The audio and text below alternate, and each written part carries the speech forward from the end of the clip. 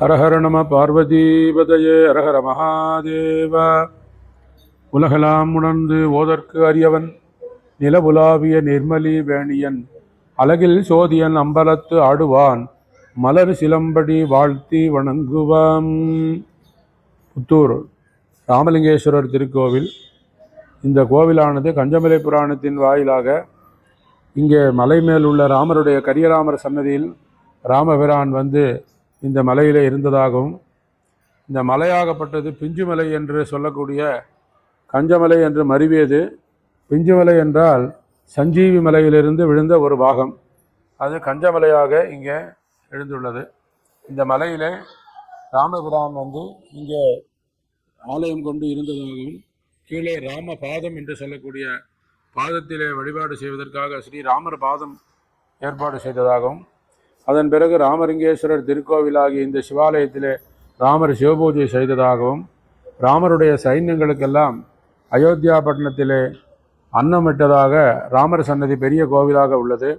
அடுத்ததாக ராமருடைய சைன்யங்கள் எல்லாம் ஸ்நானம் பண்ண வேணும்னு கேட்கும்போது அனுமந்த தீர்த்தம்னு ஆஞ்சநேயரால் தீர்த்தத்தை உருவாக்க சொல்லி அனுமந்த தீர்த்தம் உருவாக்கி தீர்த்தம் எல்லாம் ஸ்நானம் பண்ணதாக, அதன் பிறகு தீர்த்தமலை என்றே ஒரு இடம் உள்ளது, அந்த தீர்த்தமலையில் சென்று தபஸ் செய்ததாக, இப்படியெல்லாம் கஞ்சமலை புராணம் என்று சொல்லக்கூடிய வாயிலாக நமக்கு தெரிய வருகிறது.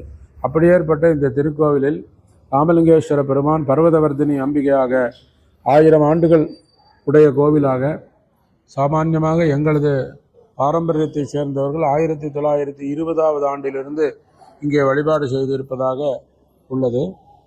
அதற்கு முன்னதாக எங்களது முன்னோர்கள் வழிபாடு செய்தார்கள். அதனால் இந்த ஆலயமாகப்பட்டது விசேஷமான முறையில் சிவபெருமானுக்கு வழிபாடு செய்தால் கல்யாணம் நடப்பவர்கள், குழந்தை இல்லாதவர்கள் ஆகியவர்கள்லாம் வந்து வழிபாடு செய்து அனுகூலமானது ஏற்படும். அப்படி ஏற்பட்ட அனுகூலமான க்ஷேத்திரமானது. இங்கே நடராஜ பெருமான் ரொம்ப விசேஷம். 6.5 அடி உயரம் உள்ள நடராஜ பெருமான் நமது திருக்கோவிலில் சேலம் மாவட்டத்தில் பெரிய மூர்த்தியாக உள்ளது. இங்கே உள்ள ராமலிங்கேஸ்வரர் திருக்கோவிலில் நடராஜ பெருமானுக்கு 6 அபிஷேகங்கள் நடைபெறும். ஆவணி, புரட்டாசி, மாசி ஆகிய மாதங்களில் வளர்பிறை சதுர்தசியிலே சாயந்தர காலத்திலே பூஜையும், ஆனி, சித்திரை, மார்கழி ஆகிய 3 நாட்களிலும் 3 மாதங்களிலும் உத்திர நட்சத்திரம், திருவோண நட்சத்திரம், திருவாதிரை நட்சத்திரம் ஆகிய நட்சத்திரங்களிலே காலை நேர வழிபாடுமாக வருஷத்திற்கு 6 அபிஷேகம் மட்டுமே நடைபெறும். இன்றைய தினம் இந்த 6 அபிஷேகத்திலே ஒரு அபிஷேகமாகிய ஆவணி சதுர்தசி அபிஷேகமானது சிறந்த முறையில் நடைபெற்றது. ஆகிய விசேஷங்கள் உள்ள இந்த திருக்கோவிலில் அன்பர்கள் வந்து வழிபாடு செய்து சிவகடாட்சத்தை அடையுமாறு கேட்டுக்கொள்ளும்.